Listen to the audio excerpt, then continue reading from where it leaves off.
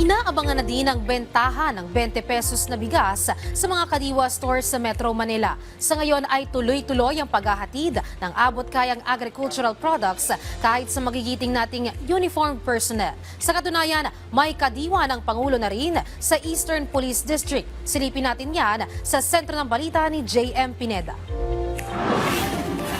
Suki si Nanay Lenny ng 50 pesos kada kilo na bigas tuwing mamamalengke.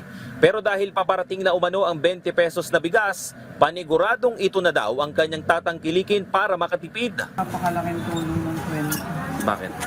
Kasi ganito o, di 2 kilo na yon. Kain namin ng isang araw, magiging 2 araw na, di ba? Lalo pa ako, single parent, 2 pa yung college ko. Isa lang si Nanay Lenny sa mga nag-aabang sa Mandaluyong City na maibenta na sa publiko ang 20 pesos kada kilo na bigas. Ang ilan sa kanila ay excited nang makabili at pumila sa mas pinamurang presyo ng bigas. Isa nga ang Kadiwa store sa Mandaluyong Public Market sa mga nakatakdang magbenta ng 20 pesos kada kilo na bigas. Pero sa ngayon, pansamantala munang hindi maibebenta ang murang bigas alinsunod na rin sa utos ng COMELEC dahil sa papalapit na eleksyon. Para po din and of course yung sinabi nga po ni Chairman Garcia na sana kung pwedeng maiwasan muna na magkaroon po tayo ng bentahan at malagyan po ng kulay politika bago mag-eleksyon. So sabi na pinag-uusapan naman po tayo na kung pwedeng wag munang magbenta at after elections na lang po. Naisip naman din po namin sa DA na 10 araw na lang po naman ito. Sa kabila niyan, mabibili pa rin naman daw sa mga Kadiwa stores ang unang ibinida ng Department of Agriculture na 29 pesos na bigas. Bukod dyan, ay available rin daw ang Rice for All program na 35 pesos kada kilo.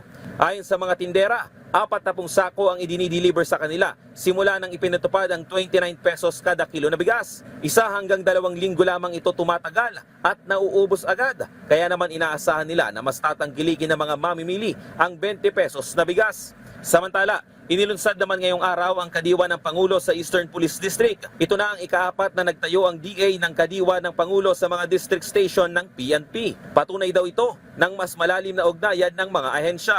So ito po ay isang parang pagpapatunay na tayo po ay talagang nagtutulungan para po mas padating natin at magkaroon po tayo ng mas madaming access pa at availability ng venues kung saan natin pwedeng malagay po yung kadiwa ng Pangulo dahil nga po hindi lang mura bilihin dito, mas direkta pong nakakatulong tayo sa ating mga magsasaka at mangingisda. Malaking bagay rin daw ito para sa mga kapulisan, lalo na sa mga madalas bumili at mamalengke. Kita nyo naman, mga 5 minutes pa lang ubos na ng EPD yung... But seriously, we are in full support of this program dahil hindi na kailangan magsiksikan ng pulis natin doon sa mga wet market, di ba? Patuloy rin daw susuportahan ng PNP ang mga inisyatibo ng DA para sa ikakabuti ng mga mamimili at mga manggagawa sa probinsya gaya ng magsasaka at mangingisda.